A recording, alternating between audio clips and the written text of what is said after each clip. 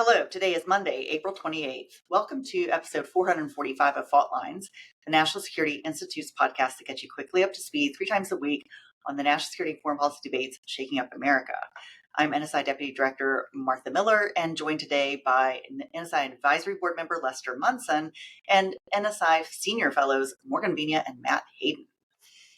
Over the weekend, a massive blast tore through the Shahid Rajaee port, Iran's largest commercial terminal near Bandar Abbas on the Strait of Hormuz. The explosion killed at least 25 people, with some reports putting the toll as high as 46, and injured more than 1,200. The shockwave was felt up to 30 miles away, and fires burned for nearly 24 hours, prompting widespread closures across the region. Iranian officials say the incident began with a fire among containers holding hazardous chemicals. However, some analysts suggest these containers may have included solid missile fuel components, possibly imported from China. The exact cause is still under investigation, and Iran denies any military cargo was involved. What makes this more than just an industrial accident is where it happened. Shahid Rajaee handles nearly 90% of Iran's container traffic and is a key hub for the Islamic Revolutionary Guard Corps, reportedly used for covert oil exports and weapons transfers to groups like Hezbollah and the Houthis. The timing is especially sensitive, coming on as the U.S. and Iranian negotiations are engaged in their most detailed nuclear talks since 2018. While these talks focus on Iran's nuclear program, the explosion highlights the ongoing importance of missile development and arms trafficking issues still outside the formal negotiations. Matt, let's go to you first. What do you find interesting about this explosion? What does it tell us about what goes on at this port? Yeah, and you'll hear pretty widely from every intelligence community in the world that the Iranians are the financiers and suppliers of terrorism around the globe. Well, this was their port. They used to do that. So from a supply chain perspective, this is something that's going to be pretty disruptive. At the same time, it gives us the ability to see how they try to re-engage with their terror networks around the world, not having a large facility such as this to kind of hide some of those efforts with. So while there is a large loss of life and challenge they've got going on right now, just from an observable standpoint, those that watch where these terror resources come in and come out will have a whole new set of things to keep an eye out for, and they won't be as processed as they are now. So it'll be interesting to collect against that, and at the same time to see where those disruptions lead. Will we start to see areas around the world where terrorist groups are less armed or less resourced, and that's always a good thing to happen, even in the bad times of loss of life and things like this that we're seeing with the black pillars of smoke. Morgan, how does this fit into the broader geopolitical landscape? What are your thoughts? I mean, there's talk about the this missile fuel coming from China. What's going on? Right, Martha. So just to sort of build off of what Matt was saying and your reference to, these missile propellants reportedly coming from China, I think we just need to be very clear-eyed about who Iran is getting their support from, who is partnering with Iran to advance their missile systems. So if indeed China is a part of that, there need to be consequences.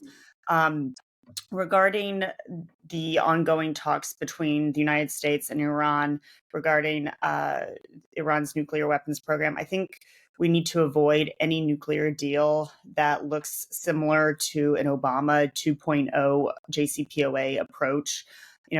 President Trump famously said that this was the worst deal ever negotiated. And we cannot allow Iran to continue enriching uranium or allow the existing sanctions regime to expire. So ultimately, though, I think Iran is on the back foot today geopolitically. They have isolated themselves, and they were dealt a major blow by Israel since October 7th. Their proxies have been really just gutted, whether it be Hezbollah or Hamas or many of the other proxies in Syria and in Iraq. We cannot allow Iran to reconstitute itself. Trump says he wants Iran's nuclear program dismantled either by paper or by bomb. I just don't see Iran agreeing to dismantling its program, but rather attempting to do what they did under Biden and with President Obama before, and that is to draw this negotiation out and to build a nuclear weapon, and really sort of seize the advantage of a tactical pause, so to speak. So I really do think Team Trump needs to be cautious and not take the Iranian bait on this. Lester, final words from you. What do you make of all of this? Do you think that we have hopes of a real Iran deal? Do you think that Iran will actually stop making nuclear weapons? And does this explosion have any effect on the discussions that are taking place between the U.S. and Iran? Yeah, interesting questions. It is funny how things just start exploding in Iran on occasion. Just almost at random. Is it because they don't know what they're doing there at the port? Is it somebody needs better training on how to unload the rocket fuel that is probably going to the Houthis to fire missiles at the U.S. Navy? It's just shocking that things explode. I think a whole bunch of interesting issues, obviously, and we're just kind of touching on the surface of a lot of them. It does. I agree with Morgan. It looks a lot like we're pointed towards another JCPOA, and a very similar deal, which will just get us through, at best, a few more years with Iran still being on the cusp of having a nuclear weapon. I would say the standard should be, and I would like to see people articulate this, that if President Trump is going to negotiate a deal with Iran, he needs to submit it to the Senate as a treaty. That would be an improved deal with Iran. If you can get it through the U.S. Senate, you can get bipartisan support, 67 senators to support you, then let's go. That sounds like a great idea to me. Let's go use the normal mechanisms for negotiating arrangements with other countries. Let that be the standard. You got to work out all the stuff on how much Iran can refine uranium or whether it can do it at all. Where is it going to get any kind of peaceful atomic power from, if any? What's it going to do with its missile system? What is it going to do for support for terrorism around the region, which it's still doing? And China seems perfectly happy to support that whole thing, which is insane to me. I'd like to see the administration focus on this a little bit more instead of kind of this crazy tariff regime that we've been talking about for the last month. Let's let that go by the wayside and instead deal with stuff that actually matters for our national security. And then maybe, there could be a better deal than what Obama got 10 years ago. I'm not super optimistic about it, but I think if this administration focused on it and articulated it and said, we're going to bring something to the Senate that can meet the threshold for a treaty, that would be a completely different way of doing business, and I would celebrate it. Yeah, just Martha, to build on Les's point here, I think there is grave consternation in Congress, both House and Senate, among R's and D's here about this ongoing negotiation. I know Debbie Wasserman Schultz and Joni Ernst just recently came back from the region, met with Netanyahu, as well as other allies and partners in the region. And I think there is grave concern that this deal is just going to look like the duplication of the JCPOA, which, by the way, Senator Ernst did not support, but Debbie Wasserman Schultz ultimately did, despite her concerns. And so I think there are opportunities for Congress to weigh in here. I know Lindsey Graham certainly has. And I would really like to see that if any action does move forward with respect to a deal between the United States and Iran, Congress has an opportunity, and specifically the Senate has an opportunity to weigh in with respect to a treaty. Yeah, for sure.